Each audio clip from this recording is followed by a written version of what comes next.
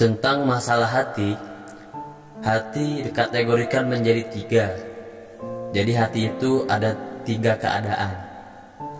Jadi bukan hanya hati itu aja, enggak. Jadi hati itu ada tiga keadaan menurut para ulama. Hati yang pertama adalah qalbun salim.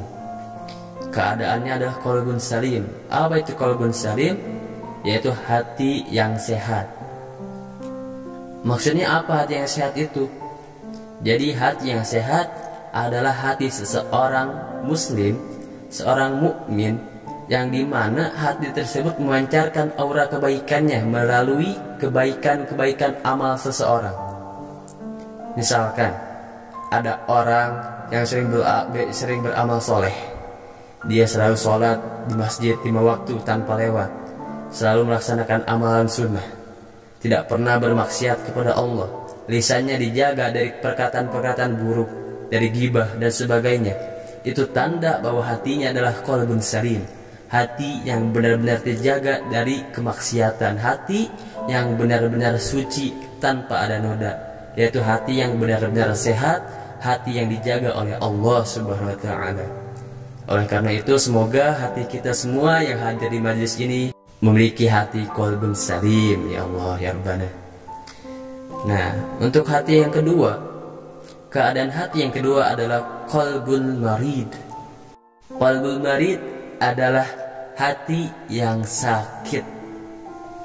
Apa maksudnya hati yang sakit? Hati yang sakit di sini maksudnya bukan berarti hatinya itu sedang kena penyakit.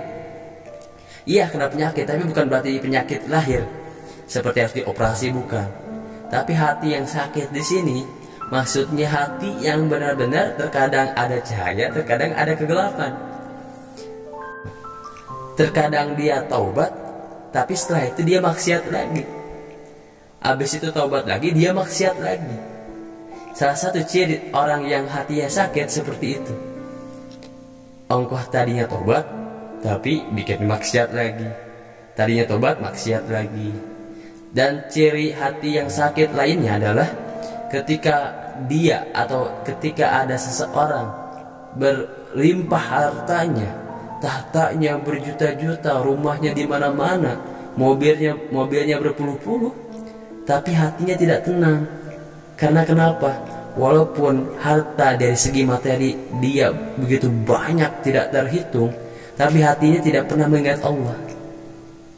Itulah yang disebut dengan qalbul marid, hati yang sakit. Nah, ada lagi yang lebih buruk, keadaan hati yang ketiga. Semoga kita dihindarkan dari keadaan hati yang ini. Apa itu? Yaitu qalbul mayyit, hati yang mati. Nauzubillah. Apa hati yang mati itu? Hati yang mati itu dijelaskan di surat Al-Baqarah ayat 18. Summun mukmun umyun fahum la yarji'un. Mereka tuli, bisu dan buta sehingga mereka tidak dapat kembali. Al-Baqarah ayat 18. Jadi ketika mereka diberi nasihat, tanda orang yang begitu mati hatinya itu, ketika diberi nasihat sesuatu yang baik untuk dirinya, dia tidak pernah menerima. Karena kenapa? Summun, tuli. Karena tuli, dia itu sudah tuli. Bahkan dia tidak pernah berzikir kepada Allah, tidak pernah mengingat Allah, tidak pernah sekalipun lisannya menyebutkan asma Allah. Karena kenapa? Bukmun, karena bisu. Wa umyun, yang terakhir itu umyun, dan dia buta, tidak bisa melihat keindahan seseorang beriman. Dan terakhir itu buta, umyun. Kenapa buta? Apa maksudnya buta di sini? Maksudnya dia tidak bisa melihat hidayah yang diberikan oleh Allah Subhanahu wa taala. Inilah tanda orang yang hati sudah mati. Kalau orang yang qalbul marid, orang yang hatinya sakit masih bisa disembuhkan.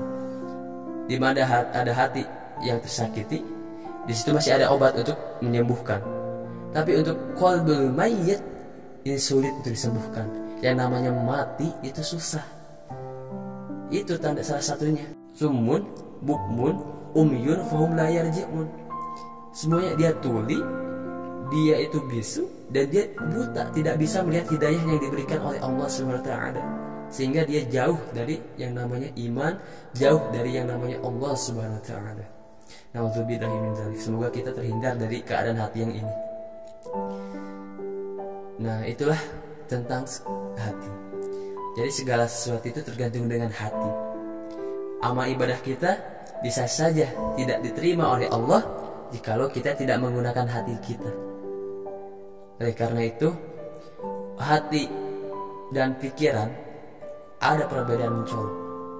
Jika pikiran terkadang bisa dibawa kemana-mana, bisa dibawa berpikir ke sana, ke sini, tapi hati tidak. Hati tidak bisa berbohong.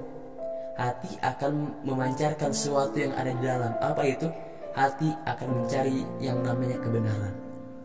Pikiran bisa saja berbohong, lisan bisa saja berbohong, tapi hati tetap dia akan mencari yang namanya kebenaran. Wallahu a'lam bishawab.